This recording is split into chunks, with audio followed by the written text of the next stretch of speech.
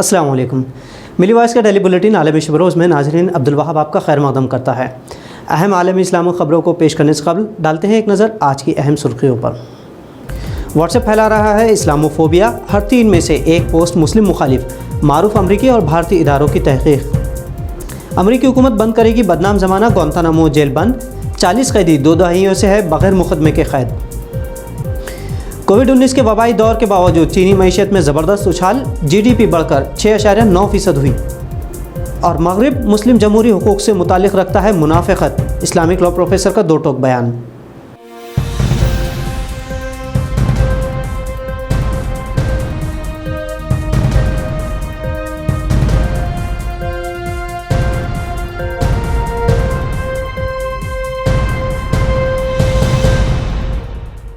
अब खबरें तफसील से। व्हाट्सएप ग्रुप की हर 3 में से एक पोस्ट इस्लामोफोबिया से मुतासिर होती है। इस तरह की हकीकत भारत के मारूफ इदारे IIT खड़गपुर और मैसाचुसेट्स इंस्टीट्यूट ऑफ टेक्नोलॉजी की मुश्तरका तहक़ीक़ में पाई गई।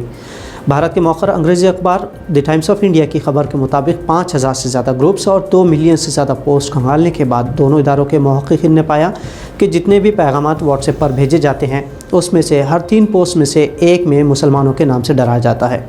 इस तहक़ीक़ से मुताल्लिक़ रिसर्च पेपर अनक़रीब वेब कॉन्फ्रेंस 2021 में पेश किया जाएगा। अपनी तहक़ीक़ में इन इदारों ने पाया कि hate speech, mob lynching, UPSC जिहाद, मुस्लिम आबादी, इस्लाम में ख़वातीन पर मज़ालिम और बंगाल में इस्लामाइजेशन जैसे मौज़ूआत पर मबनी पोस्ट को सारिफ़ीन की जानिब से सबसे ज़्यादा शेयर किया गया।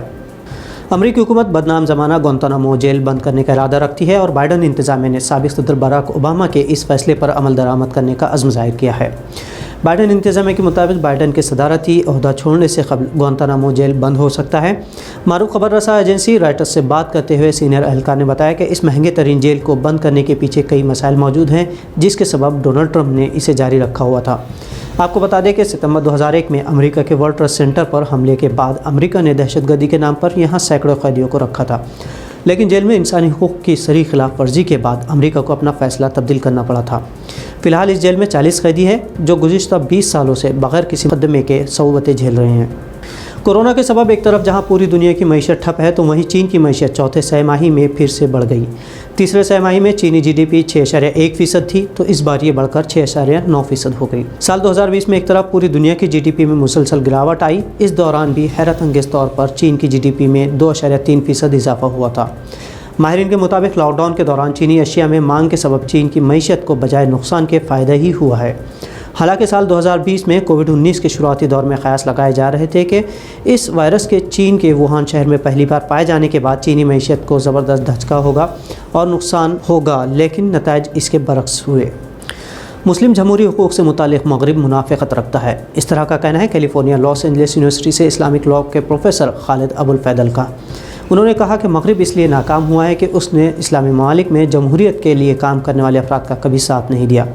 अपने बयानों से मीडिया में बने रहने वाले मारूफ प्रोफेसर ने कहा कि सऊदी अरब में शेख अल-औदा की क़ैद से रिहाई के लिए मग़रिब कुछ नहीं कर रहा। जब तक अल-औदा जेल से बाहर नहीं आ जाते तब तक मग़रिब की मुनाफ़िक़त ख़त्म नहीं होगी। प्रोफेसर ने कहा कि हुकूक़ इंसानी के तहफ़्फ़ुज़ के लिए मग़रिबी दुनिया को सभी मज़लूमों को साथ देना चाहिए, ताहम जब भी मामला अरब मालिक के सामने आता है तो मग़रिब खामोश हो जाता है।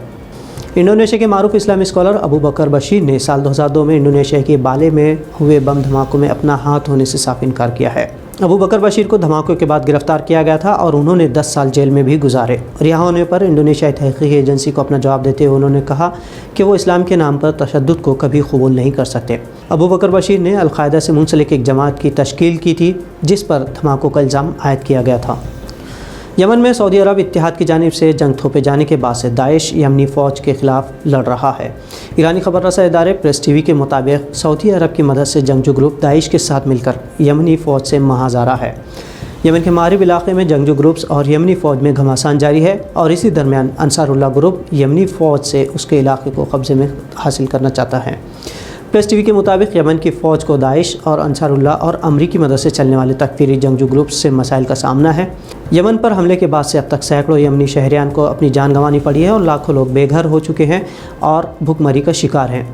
तो नाज़रीन, मिली वॉइस के आलमी शब रोज़ बुलेटिन में ये थी आज की अहम खबरें। दीगर तज़्ज़ियों खबरों के लिए आप मिली वॉइस को फेसबुक, यूट्यूब समेत सभी सोशल मीडिया प्लेटफॉर्म्स पर फॉलो और सब्सक्राइब कर सकते हैं।